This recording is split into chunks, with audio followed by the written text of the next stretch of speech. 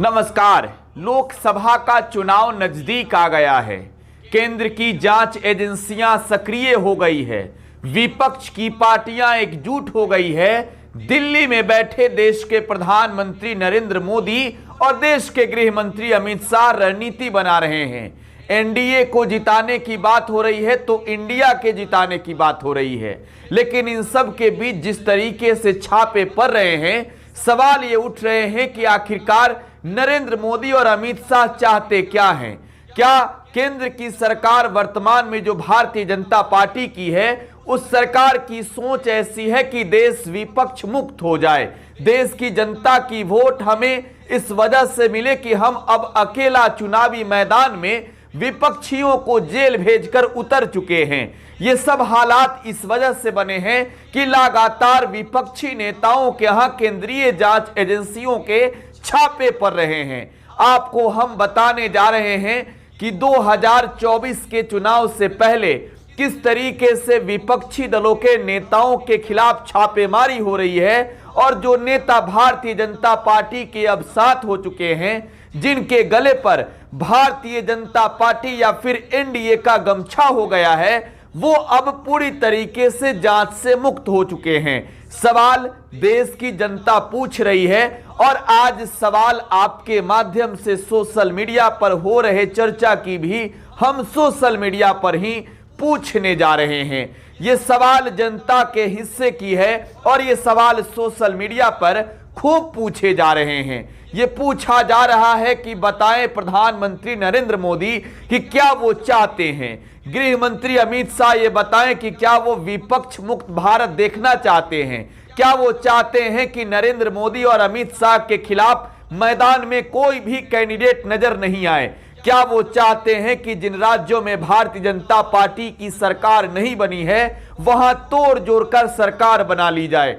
इन तमाम सवालों का जवाब आपको देंगे। इससे पहले मेरा परिचय जान लीजिए। मेरा नाम है प्रकाश सिंह और आप मुझे इस वक्त टुडे बिहार न्यूज के डिजिटल प्लेटफॉर्म पर देख रहे हैं। चुनावी साल की हमने बात की। आने वाले महीनों में देश में लोकसभा का चुनाव होना है, चाहे प्रधानमंत्री नरेंद्र मोदी हो या फिर राहुल गांधी हो। तमाम दलों के नेता चुनावी मैदान में उतरने की तैयारियों में जुटे हुए हैं।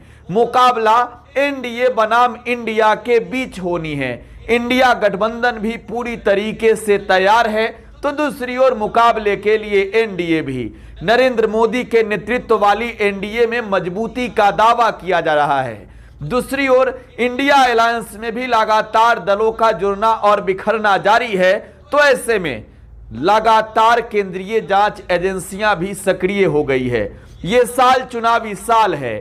जब भी चुनाव का वक्त नजदीक आता है तब विपक्षी दलों के नेताओं के खिलाफ केंद्रीय जांच एजेंसियों का इस्तेमाल किया जाता है।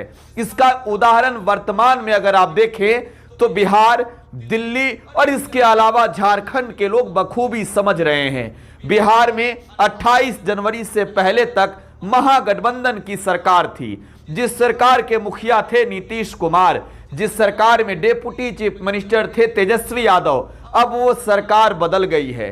झारखंड की अगर बात करें तो झारखंड में जेएमएम के नेतृत्व वाली महागठबंधन की सरकार थी। वहां भी भारतीय जनता पार्टी विपक्ष में थी।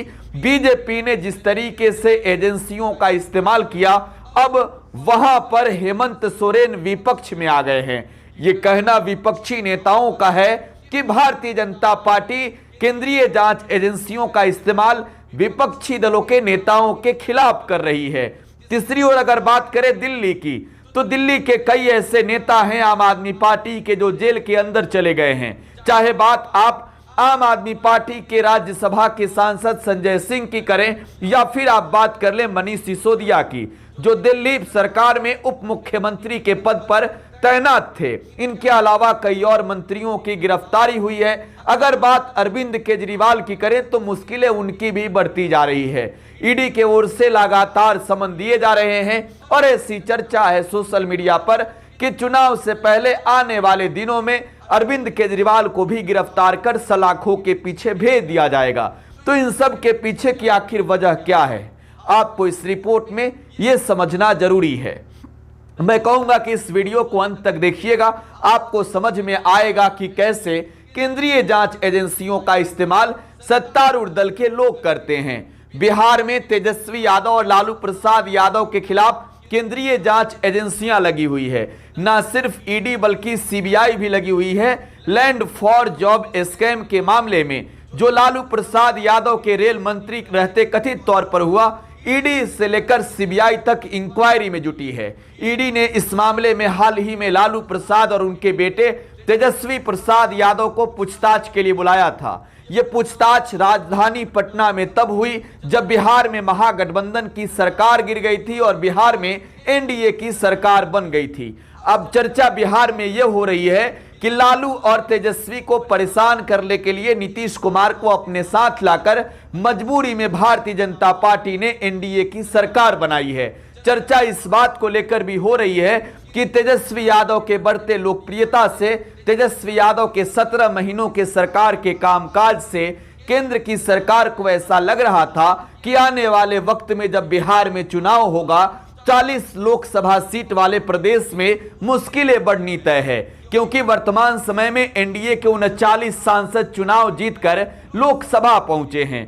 तो ऐसे में आप ये जरूर कह सकते हैं कि केंद्रीय जांच एजेंसियों का इस्तेमाल बिहार में सत्ता पलट के लिए की जा रही है। खैर, इस मामले में तो जांच की जा रही है और जो भी आरोपी हैं उनके खिलाफ कार्रवाई होनी चाहिए, लेकिन कार्रवाई न्याय संगत तरीके से होनी चाहिए। झारखंड में जमीन घोटाले के मामले में झारखंड के मुख्यमंत्री हेमंत सोरेन को ईडी ने गिरफ्तार कर लिया, लेकिन हेमंत सोरेन की गिरफ्तारी से पहले आपको यह बताना चाहेंगे कि कई ऐसे नेता हैं जो भारतीय जनता पार्टी का चोला पहनकर भारतीय जनता पार्टी के वॉशिंग मशीन में धुलकर अब पूरी तरीके से वो टेंशन मुक्त हो गए हैं। उनके खिलाफ किसी तरीके की कोई कार्रवाई नहीं की गई है। आजाद भारत में पहले किसी मुख्यमंत्री को गिरफ्तार किया ईडी ने या फिर सीबीआई ने या फिर इनकम टैक्स ने, तो वो हेमंत सोरेन हैं जिन्हें जमीन घोटाले के मामले में केंद्रीय जांच एजेंसी एनफोर्समेंट डायरेक्टोरेट ने गिरफ्तार किया है। यही इसके अलावा अगर हम बात करें दिल्ली के मुख्यमंत्री अरविंद केजरीवाल की भी मुश्किलें बढ़ती जा रही है। तो हमने आपको 4 नाम बताएं, लालू प्रसाद, तेजस्वी यादव, हेमंत सोरेन, अरविंद केजरीवाल। ये 4 वो चेहरे हैं जिनकी ताकत अपने अपने इलाकों में बहुत मजबूत है और भारतीय जनता पार्टी इन नेताओं की मजबूती से डरी हुई है, घबराई हुई है।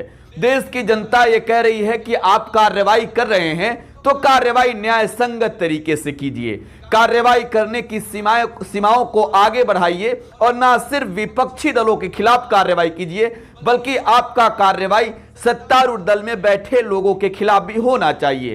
तो कौन है वो लोग? सबसे पहले मैं बात करूंगा हेमंत बिस्व शर्मा की। हेमंत बिस्व शर्मा असम के मुख्यमंत्री हैं। पहले कांग्रेस में थे और उन पे घोटाले के आरोप थे। घोटाले की फाइल जब खुली, जब उनके खिलाफ कार्रवाइयां शुरू हुई तो हेमंत बिस्व शर्मा ने भारतीय जनता पार्टी का चोला ओढ़ लिया। इसके बाद उनके खिलाफ जो जांच कमेटी गठित हुई, जो केंद्रीय जांच एजेंसी उनके खिलाफ जांच कर रही थी, उस जांच को वहीं पर रोक दी गई। और इसके अलावा कई और नाम है। टीएमसी से शुभेंदु अधिकारी भारतीय जनता पार्टी में आ गए हैं। कई बड़े गंभीर आरोप हैं और उन पर भी घोटाले के आरोप हैं। केंद्रीय जांच एजेंसी ने जब उनके खिलाफ कार्रवाई शुरू की तो वो भी भारतीय जनता पार्टी के शरण में आ गए। पश्चिम बंगाल के नेता हैं, टीएमसी में थे और अब भाजपा का चोला पहनकर पूरी तरीके से बीजेपी के वॉशिंग मशीन में धुलकर अब पूरी तरीके से सफेद पोश हो चुके हैं। इनके अलावा नारायण राणे, छगन भुजबल, ऐसे कई नेता हैं, वीएस येदियुरप्पा, कई ऐसे महान नेता हैं जो भारतीय जनता पार्टी का चोला पहनकर केंद्रीय जांच एजेंसियों के कार्रवाई से टेंशन मुक्त हो गए हैं। तो अब सवाल यह है कि आखिरकार उन नेताओं के खिलाफ ये कार्रवाइयां कब करेगी केंद्र की सरकार, जो वर्तमान में एनडीए की सरकार में या फिर भारतीय जनता पार्टी में मौजूद हैं, जो वर्तमान में अलग अलग तरीके से नरेंद्र मोदी के चहेते बने हैं। प्रधानमंत्री नरेंद्र मोदी ने हाल ही में जब इंडिया अलायंस बना तब खुले मन से यह कहा था मध्य प्रदेश में जाकर कि भ्रष्टाचारियों का एक साथ जमावड़ा हुआ है। अगले 2 दिनों के बाद ही जब जिस तरीके से एनसीपी के अंदर टूट हुई और अजीत पवार गुट जो है वो एनडीए में शामिल हुआ, तो इसके बाद से नरेंद्र मोदी का वो बात बंद हो गया। प्रधानमंत्री नरेंद्र मोदी ने उन लोगों को भ्रष्टाचार के दायरे से दूर कर दिया जो लोग एनडीए के साथ हो गए। तो कुल मिलाकर अगर आप देखें तो तेजस्वी यादव, लालू यादव, हेमंत सोरेन, राहुल गांधी, इनके अलावा अगर बात करें तो अरविंद केजरीवाल, इनके अलावा अगर बात करें तो संजय सिंह जैसे लोगों के खिलाफ मुकदमे दर्ज होते हैं, कार्रवाइयां होती है। ये कार्रवाइयां तमाम विपक्षी दलों के नेताओं के खिलाफ ही होती है। ऐसा लगता है कि चुनाव से पहले सक्रिय हुई केंद्रीय जांच एजेंसियां सिर्फ और सिर्फ उन नेताओं को परेशान कर रही है जिन्होंने भाजपा का चोला नहीं थामा है। ऐसा लगता है कि नरेंद्र मोदी की सरकार ये चाहती है कि विपक्ष मुक्त भारत हो। उन्हें टेंशन नहीं हो सत्ता पर राज करने में, उन्हें इस बात की चिंता नहीं हो कि हम वोट मांगने जाए तो हमारा कोई विरोधी है। वो चाहते हैं निर्विरोध चुनाव जीत जाना। ऐसा मकसद केंद्र की सरकार का इन तरीके की कार्रवाइयों से लग रहा है। ये तमाम राय सोशल मीडिया पर अलग अलग यूजर्स के द्वारा दी गई है, जो हमने आपको इस रिपोर्ट में बताया। आप अपनी प्रतिक्रिया कमेंट बॉक्स में छोड़े जाइएगा। फिलहाल आप टुडे बिहार न्यूज के साथ बने रहें। धन्यवाद।